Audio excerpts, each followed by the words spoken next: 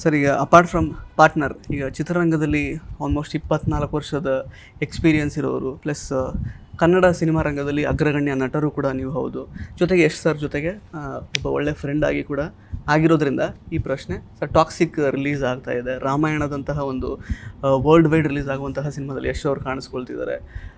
ಕನ್ನಡ ಚಿತ್ರರಂಗವನ್ನು ಮತ್ತಷ್ಟು ಎತ್ತರಕ್ಕೆ ಕೊಂಡೊಯ್ಯುವಂತಹ ಕೆಲಸ ಮತ್ತೊಂದು ಸಲ ಮಾಡ್ತಾ ಇದ್ದಾರೆ ಅವರು, ಟಾಕ್ಸಿಕ್ ಮೂಲಕ, ರಾಮಾಯಣದ ಮೂಲಕ. ಹೇಗೆ ಅನಿಸುತ್ತೆ ಸರ್ ಆ್ಯಸ್ ಅ ಫ್ರೆಂಡ್ ಹೇಳೋದಾದ್ರೆ? ಆಬ್ವಿಯಸ್ಲಿ ತುಂಬ ಹೆಮ್ಮೆ ಆಗುತ್ತೆ. I feel very proud, very happy.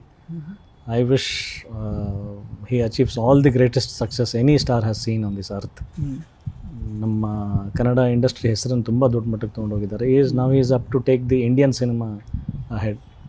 So he has all the potential, all the power. God bless.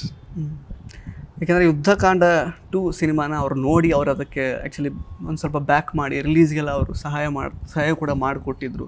So ಅದನ್ನೆಲ್ಲ ಸ್ವಲ್ಪ ನೆನಪಿಸ್ಕೊಳ್ಳೋದಾದರೆ, ಪ್ಲಸ್ ಇವಾಗ again toxic and Ramayana release ಆಗಲಿಕ್ಕೆ ರೆಡಿ ಆಗ್ತಾ ಇದೆ. ಹೇಗೆ ಅನಿಸುತ್ತೆ ಸರ್ ಅವರೊಂದು ಈ ಗೋ ಗೆಟರ್ ಆ್ಯಟಿಟ್ಯೂಡ್ ಅದೆಲ್ಲ ನೋಡುವಾಗ? ಏನು ಅನಿಸುತ್ತೆ ಸಹೋದ್ಯೋಗಿಯಾಗಿ ಅಂತ?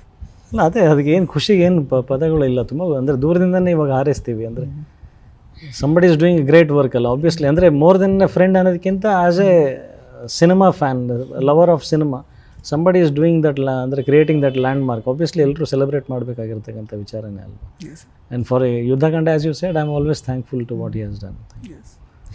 S sir, thank you so much. ಸಾಕಷ್ಟು ವಿಷಯಗಳನ್ನು ಹಂಚ್ಕೊಂಡ್ರಿ. ಪಾರ್ಟ್ನರ್ ಸಿನಿಮಾಗೆ ಸಾಕಷ್ಟು ಯಶಸ್ಸು ಸಿಗಲಿ. ರಿಲೀಸ್ ಆಗುವಾಗಲೂ ಕೂಡ ಸಾಂಗಿಗೆ ಬರ್ತಾ ಇರುವಂತಹ ಪ್ರತಿಕ್ರಿಯೆಗಳೇ ಬರಲಿ ಅಂತ ನಾನು ಹಾರೈಸ್ತೀನಿ. All the best. Thank you Sujay. Interesting ಮತ್ತು ಇನ್ಫಾರ್ಮೇಟಿವ್ ವಿಡಿಯೋಗಳನ್ನು ಮಿಸ್ ಮಾಡ್ಕೋಬೇಡಿ. ಈಗಲೇ ಸಬ್ಸ್ಕ್ರೈಬ್ ಮಾಡಿ.